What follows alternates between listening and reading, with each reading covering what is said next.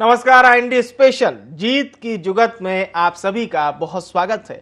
मैं हूं विवेक पांडे आपके साथ। मध्य प्रदेश में निकाय और पंचायत चुनाव की जंग है। बीजेपी कांग्रेस में बैठकों का दौर है। बीजेपी चुनाव संचालन समिति घोषित कर दी गई है। निकाय और पंचायत चुनाव को लेकर कांग्रेस भी एक्टिव नजर आ रही है और लगातार तैयारियों में दोनों ही पार्टियां जुटी हुई है। दोनों पार्टियों की कोशिश है पूरी तरह से किसी भी तरह से जून में जो माना जा रहे हैं कि चुनाव हो सकते हैं, चुनाव निकाय और पंचायत के, तो उसी में दोनों पार्टियां जुटी हुई हैं। बहरहाल बड़ी खबर हम आपको ये भी बता रहे हैं कि बीजेपी की ओर से पंचायत चुनाव समिति, जिसका नाम है चुनाव संचालन समिति, ये घोषित कर दी गई है। तो दोनों की अपनी अपनी फाइटिंग है इस जीत की जुगत को लेकर। दोनों पार्टियां इसी कोशिश में हैं कि किसी तरह से पंचायत और निकाय के चुनाव में जीत दर्ज की जाए, और यही वजह है कि दोनों पार्टियां इस ओर लगी हुई हैं। दोनों पार्टियां कोशिश कर रही हैं कि निकाय और पंचायत चुनाव की जंग जीती जाए।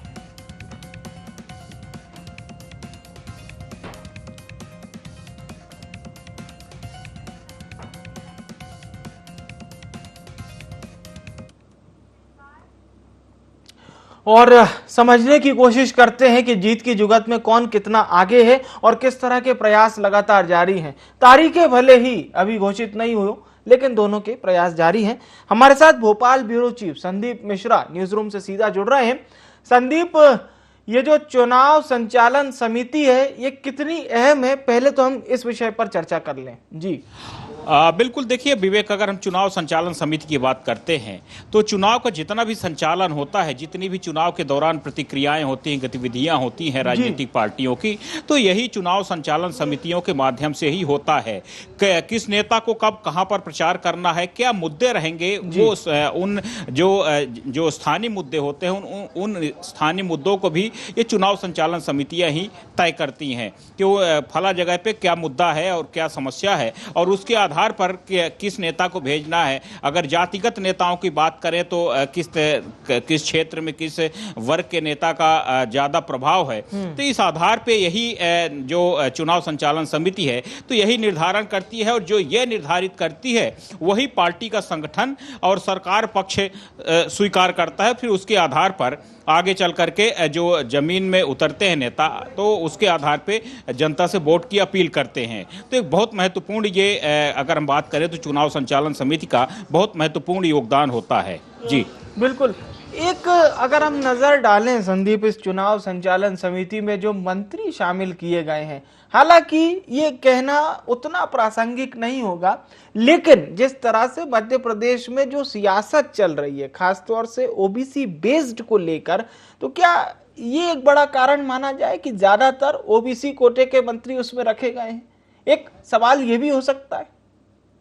आप बिल्कुल देखिए, इस समय पर कहीं न कहीं अगर हम बात करें तो जिस तरह से कांग्रेस पार्टी एक तरह से राजनीतिक उसमें राजनीतिक नजरिए में जिस तरह से कांग्रेस खेल रही है और जिस तरह से अटैक कर रही है प्रदेश की सरकार पर, तो इस बात में कोई शक नहीं कि थोड़ी सी इस समय पर बैकफुट में है प्रदेश की सरकार और भाजपा। इसीलिए भारतीय जनता पार्टी फूंक फूंक के कदम रख रही है, और यही कारण है कि इस बार मंत्रियों को भी मौका दिया गया है, चुनाव संचालन समिति में उनको भी शामिल किया गया है, ताकि वो जब खुद जिम्मेदारी लेंगे, पहले जब वहां पर रणनीति तैयार करेंगे, फिर उसके बाद उनका क्या योगदान रहेगा इस पूरे चुनाव संचालन में, और जो पूरे प्रदेश में जो चुनाव का परिदृश्य रहेगा, चुनाव का अभियान रहेगा, तो उसमें किस तरह से महत्वपूर्ण योगदान देंगे। तो इसीलिए उनको इस बार शामिल किया गया है। चुनाव इस बार आसान नहीं होगा, क्योंकि अगर हम बात करें तो जो 2023 में विधानसभा का चुनाव होना है है और 2023 से पहले भाजपा और कांग्रेस अपने आप को ताकतवर दल के रूप में उभारना चाहते हैं। जिस तरह से कहते हैं भाजपा का एक मूल मंत्र है कि बूथ जीता और चुनाव जीता, कुछ वही एक तरह से अगर हम कहें तो अगर पंचायत जीता तो चुनाव जीता, कुछ वही कहावत इसमें भी शामिल होती है। क्योंकि जब पंचायत का चुनाव कोई भी पार्टी के समर्थित सरपंच जीतते हैं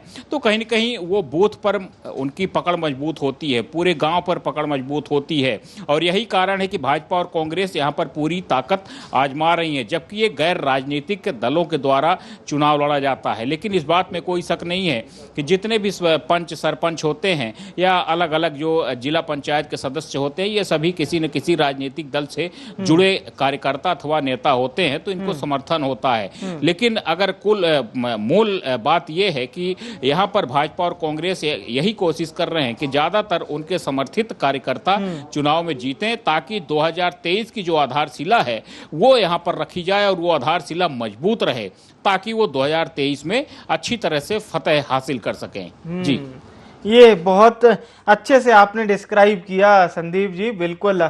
बहुत बहुत धन्यवाद हमारे साथ जुड़ने के लिए और तमाम जानकारी हमारे दर्शकों तक पहुंचाने के लिए। अब हमारे साथ चर्चा करने के लिए खास मेहमान जुड़ चुके हैं।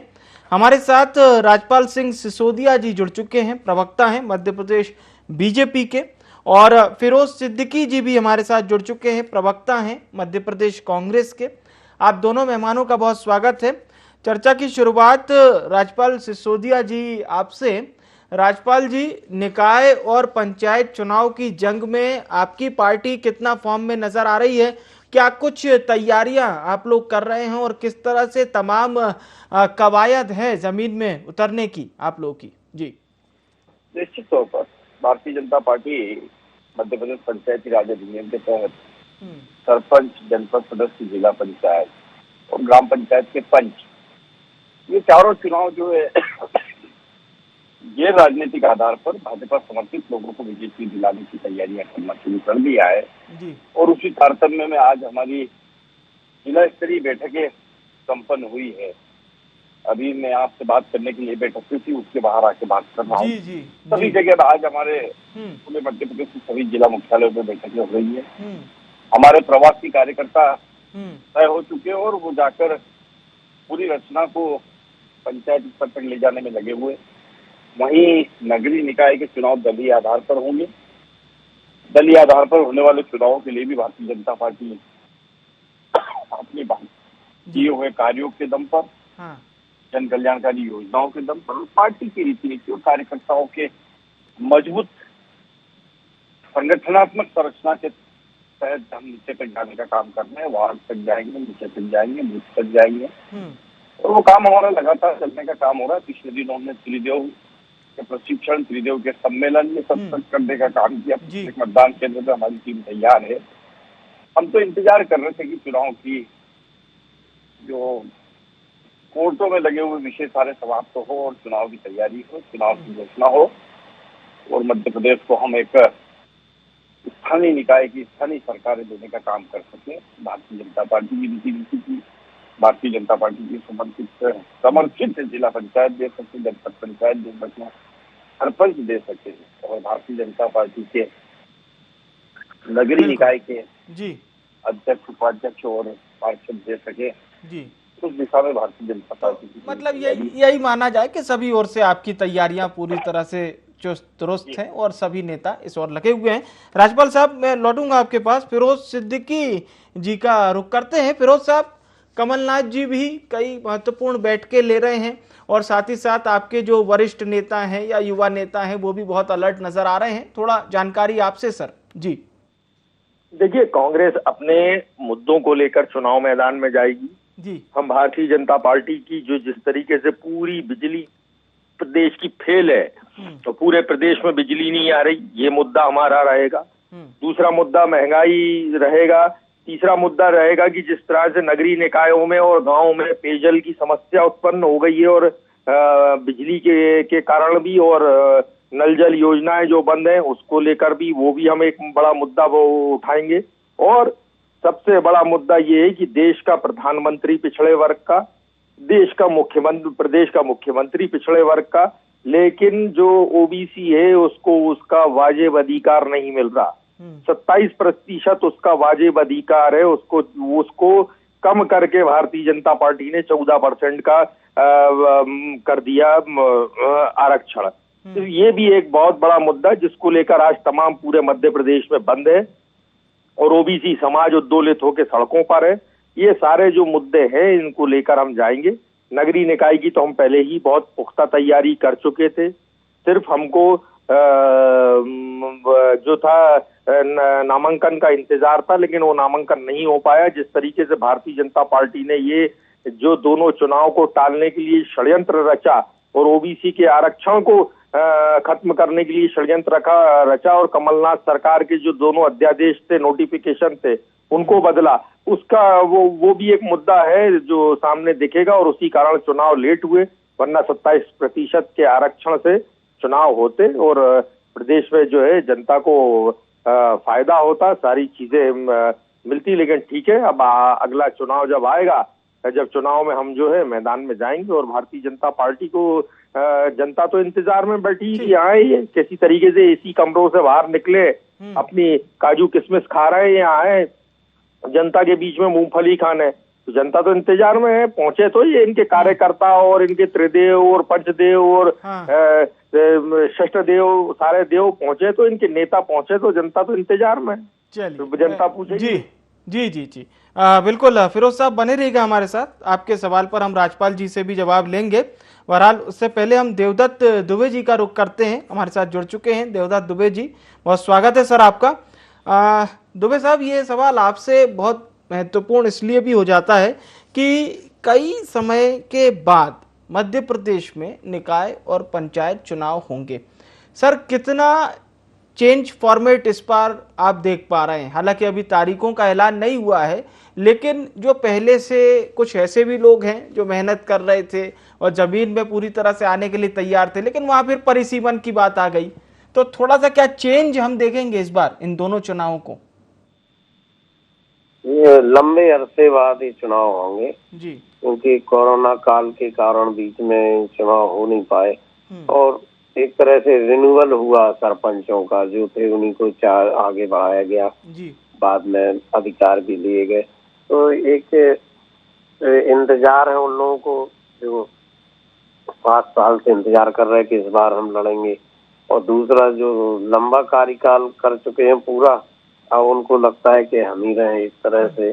तो ये कशमकश तो है निचले स्तर पर, और उससे ज्यादा दलों के बीच है, क्योंकि एक तरह से ये चुनाव 2023 और 24 के पहले के सेमीफाइनल माने जाते हैं, मिनी चुनाव है ये, जिसमें जमीनी तैयारियों का दोनों दलों का अंदाजा निकलेगा और एक वातावरण बनता है 23 के लिए कि किस दल की क्या स्थिति। इसी कारण छटपटाहट है दोनों में, बैठकों का दौर है और जो मुद्दों को श्रेय लेने का पिछड़ों के लिए या किसी भी मुद्दे पे जो धारदार बयान आ रहे हैं और जिस तरह से मैन टू मैन मार्किंग की जा रही है, इससे समझ में आता है कि ये चुनाव कितने महत्वपूर्ण है।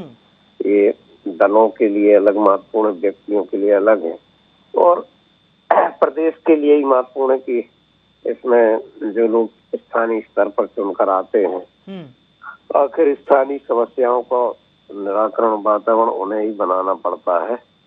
तो मुझे लगता है कि ये चुनाव की जब तारीखों का ऐलान होगा तब तक दोनों दल अपनी तैयारियां पूरी कर चुके होंगे। बिल्कुल बिल्कुल बिल्कुल। जी जी, राजपाल जी का रुख करते हैं, लौटूंगा सर आपके पास। राजपाल साहब, फिरोज जी का ये कहना है कि जनता भी इंतजार कर रही है कि आपके कार्यकर्ता मैदान में आए, और साथ ही साथ कांग्रेस पार्टी ये भी कह रही है कि वो तमाम उन्हीं मुद्दों पर जा रही है जिस पर आप लोग अच्छे तरीके से काम नहीं कर पा रहे। हम तो जनता के बीच में हैं और ये बात मैं नहीं कह रहा हूँ, फिरोज जी के नेता कमलनाथ जी कल उदयपुर में बोल रहे थे। अच्छा, भारतीय जनता पार्टी के कार्यकर्ता जनता के बीच में जाने में संतोष नहीं करते, अपनी मर्जी से चले जाते हैं, जबकि कांग्रेस के कार्यकर्ता इस बात का इंतजार करते हैं कि कोई नेता आए उनको कहे तब वो जाते हैं। ये कमलनाथ जी का बोल, हमने इस वीडियो को सुना है उनके वक्त। अब रहा सवाल, अभी मेरे मित्र कह रहे थे कांग्रेस के प्रवक्ता ओबीसी का गीत गा रहे थे संगीत निकाल कर।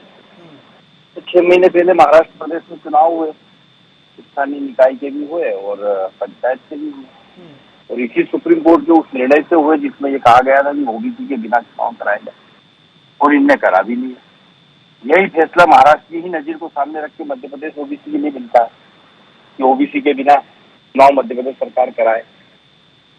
परंतु मध्य प्रदेश सरकार के यशस्वी मुख्यमंत्री शिवराज सिंह चौहान जी रिव्यू एप्लीकेशन में जाते हैं, एप्लीकेशन आप मॉडिफिकेशन लगाते हैं, जिस पर विवेक तनखा साहब जो कि राज्यसभा के सांसद भी और कांग्रेस के नेता भी है और बड़े वकील होते हुए कहते हैं कि ये रिव्यू पिटीशन चलने वाली नहीं है।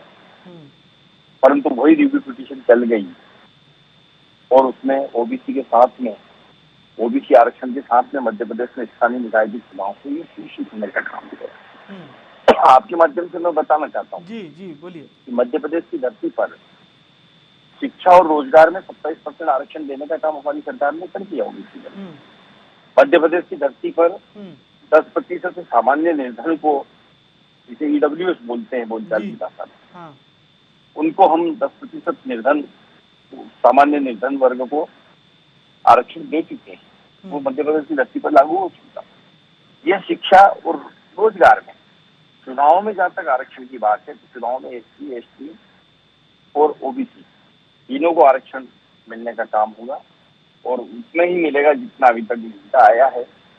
और वो मैं नहीं कहता हूँ, दिग्विजय सिंह जी कह रहे हैं कि मध्य प्रदेश में 1994 से ओबीसी को 27 से लेकर 35% आरक्षण स्थानीय निकाय के चुनाव में मिल रहा है। और उन्होंने आगे ये भी कहा कि सरकार की मूर्खता की वजह से ये मामला पूरा हुआ। और सरकार कौन थी जो 27% लेके आई थी? वो उन्हीं की कमलनाथ की सरकार थी। कमलनाथ की सरकार की मूर्खता पूर्वक निर्णय की वजह से जो मिल रहा था ओबीसी को, वो विवादित करने का काम किसी ने किया है तो कमलनाथ जी की सरकार ने किया है। कमलनाथ जी इतने वयोवृद्ध और इतने सीनियर लीडर है जो अलग अलग सदनों में अपनी सदस्यता रखे हुए और वर्षों से राजनीति कर रहे। क्या उनको ये नहीं मालूम था कि 27% ओबीसी आरक्षण की जब बात करेंगे मध्य प्रदेश पे, तो 27% ओबीसी जुड़ने के बाद में जो आरक्षण की संविधान में व्यवस्था है, जो सीलिंग है 50%, उसके ऊपर चले जाएंगे। तो किस आधार पर उन्होंने ये सारी बातें करी? सिर्फ मैं समझता हूँ कि राजनीति करने का काम किया। उन्होंने 2019 के लोकसभा के चुनाव के ठीक पहले 27% का एक पासा ओबीसी वर्ग के वोटर को आकर्षित करने के लिए फेंका, परंतु दुर्भाग्य उनका देखिए कि ओबीसी वर्ग उनकी चाल को समझ गया और मध्य प्रदेश में लोकसभा के चुनाव में कांग्रेस का टुकड़ा साफ कर दिया। इनके सारे दिग्गज हार गए। तब जाके फिर इन्होंने फिर से रिवेंजफुल एक्टिविटी करते हुए, बदले की भावना से कार्रवाई करते हुए अपने क्षेत्र के निवासी छिंदवाड़ा के कांग्रेस के प्रवक्ता सैयद जफर जी को, दया ठाकुर जी को और विवेक तनखा जी को कोर्ट में भेजकर ओबीसी वर्ग के इस पूरे आरक्षण के विषय को उलझाने का काम किया। ये तो शिवराज सिंह चौहान जी की संवेदनशीलता थी, उनकी जो है कृत संकल्पित थे वो ओबीसी वर्ग के लिए कि अपना विदेश दौरा छोड़कर दिल्ली पहुंचे, दिल्ली के ऑफिसों में, वकीलों के ऑफिसों में गए, वहां से रिव्यू पिटीशन तैयार करवाया। और जो आपने जी बोलिए सिसोदिया, ओबीसी के चुनाव करा चुकी थी जिस आदेश पर, उस आदेश को पलटवा के और आज मध्य प्रदेश में ओबीसी वर्ग को साथ में लेकर चुनाव करने का काम हम कर रहे हैं। तो एक तरफ कांग्रेस की सरकार महाराष्ट्र में है जिसने ओबीसी वर्ग के बिना स्थानीय निकाय के चुनाव कराए, पंचायत के चुनाव कराए, और एक तरफ मध्य प्रदेश की सरकार है जो ओबीसी वर्ग को साथ में लेकर स्थानीय और पंचायत निकाय के चुनाव करा रही है। मैं समझता हूँ कि जनता खुद निर्णय करेगी कि कौन ओबीसी के सच्चे जी मैं तमाम जो आपके सवाल हैं, बहुत गंभीर आरोप भी आपने लगाए हैं बीजेपी पर, कमलनाथ सरकार, तत्कालीन कमलनाथ सरकार पर। फिरोज साहब, मैं चाहूंगा, आपने सुना है राज्यपाल जी को, आप जवाब दे सकते हैं। जी देखिए, ये जो षड्यंत्र है हमारे ओबीसी के मुख्यमंत्री शिवराज सिंह चौहान ने रचा है, ये षड्यंत्र 27% आरक्षण का जो को खत्म करने का षड्यंत्र जो है ये भारतीय जनता पार्टी ने रचा है। आप क्रोनोलॉजी समझिए, कमलनाथ की सरकार जो है 27% आरक्षण और परिसीमन का नोटिफिकेशन जारी करती है। भारतीय जनता पार्टी की सरकार आती है, वो 243C और 243D यानी संविधान संशोधन का जो है विधेयक लेके गवर्नर के माध्यम से आती है। मतलब एक राज्य की जो सरकार है वो राज्य की सरकार अध्यादेश के माध्यम से संविधान संशोधन कर रही थी। ये क्रोनोलॉजी समझिए। उसके अगेंस्ट में ये सैयद जाफर और जया ठाकुर का नाम लेते, ये नागर का नाम नहीं लेते। ये वहां के जिला पंचायत अध्यक्ष जो भारतीय जनता पार्टी के नरसिंहपुर के, उनका नाम नहीं लेते। ये सब भी तो गए थे सुप्रीम कोर्ट में और आरक्षण को जो है खत्म करवा दिया गया वहां सुप्रीम कोर्ट में। पता नहीं आजकल कोर्टें कैसे काम कर रही, जो मांगा नहीं वो भी दे देती है। और उसके बाद खारिज करवा लिया, फिर एक मॉडिफिकेशन प्रक्रिया में गए, तो जो 27% आरक्षण था उसको हमारे देश के प्रदेश के मामा जो है 14% लेके आ गए। ये भारतीय जनता पार्टी की पीठ थपथपानी चाहिए। और महाराष्ट्र की बात कर रहे हैं, देश का प्रधानमंत्री पिछड़े वर्ग का, मंच से खड़े होके कहते हैं मैं पिछड़े वर्ग का प्रधानमंत्री हूं। तो फिर ये महाराष्ट्र का पिछड़े वर्ग के लोगों के साथ ये कुठाराघात हो कैसे गया? ये केंद्र का काम है, ये कुठाराघात हो कैसे गया?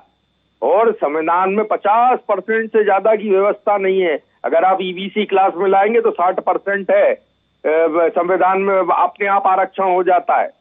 तो तमिलनाडु में 67% है, बिहार में 60% से ऊपर है, झारखंड में 60% से ऊपर है, उड़ीसा में 60% से ऊपर ओबीसी आरक्षण है। तो हमारे मध्य प्रदेश का पिछड़ा वर्ग क्यों? क्योंकि उसने 3 मुख्यमंत्री पिछड़े वर्ग के दे दिए, क्योंकि उसने पिछड़े वर्ग ने जो है देश का प्रधानमंत्री पिछड़े वर्ग को बना लिया। काय को दिए? क्यों दिए मोदी को 303 सीटें पिछड़े वर्ग के लोगों ने?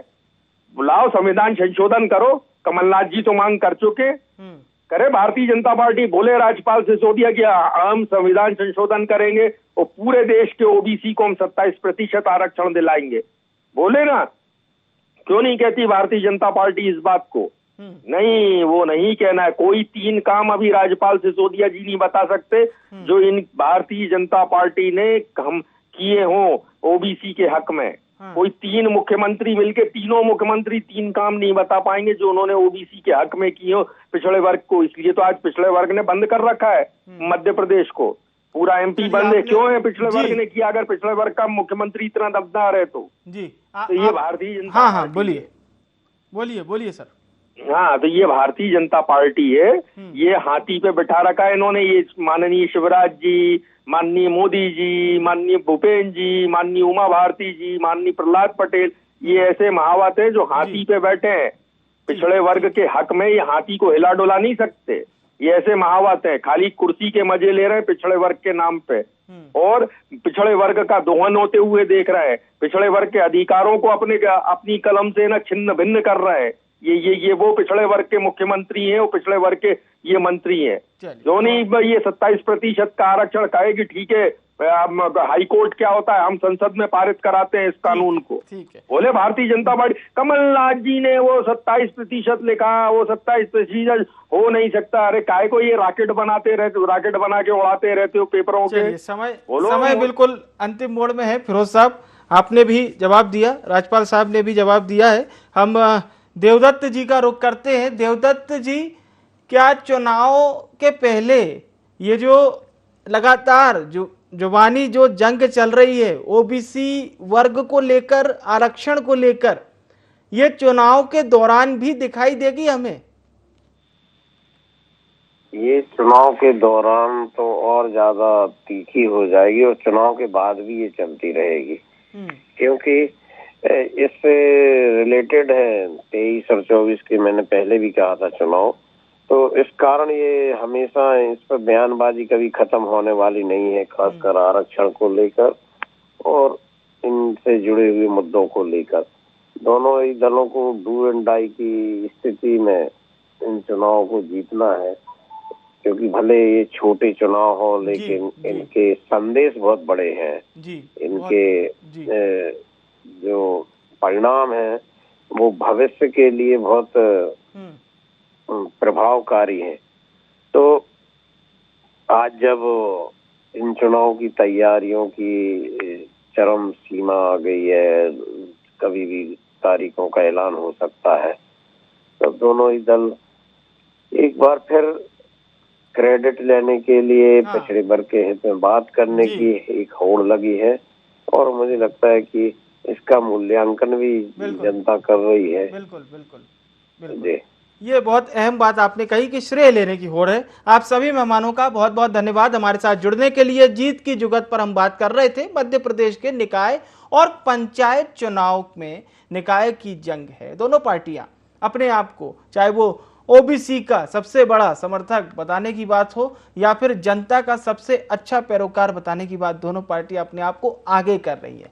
जंग में कौन आगे निकलेगा, इसके लिए थोड़ा इंतजार करना होगा। IND स्पेशल में इतना ही। मुझे आने विवेक को दीजिए इजाजत। नमस्कार।